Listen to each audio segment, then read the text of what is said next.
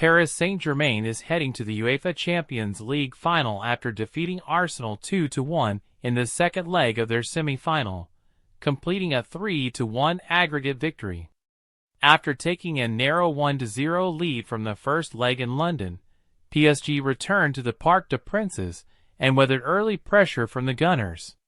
That pressure fizzled out once Fabian Ruiz opened the scoring with a thunderous strike in the 27th minute, extending PSG's aggregate lead to 2-0 and putting Arsenal on the back foot. David Raya kept Arsenal in the contest early in the second half, saving a penalty from Vitinha after a controversial VAR decision awarded PSG a spot kick. However, the momentum was short-lived, as Achraf Hakimi curled in a brilliant finish just minutes later, effectively sealing the tie at 3-0. Bukayo Saka managed to pull one back for Arsenal in the 76th minute, capitalizing on some sloppy PSG defending, but the Premier League side couldn't find the goals needed to mount a comeback.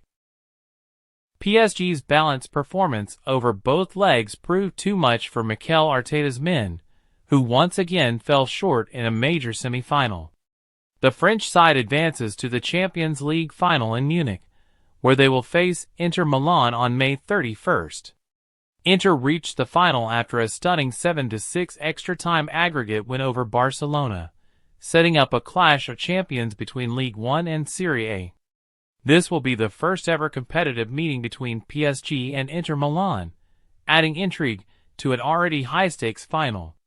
PSG will look to cap off their campaign with a long-coveted European title, while Inter aims to recapture Champions League glory for the first time since 2010. All eyes now turn to Munich for what promises to be a blockbuster showdown.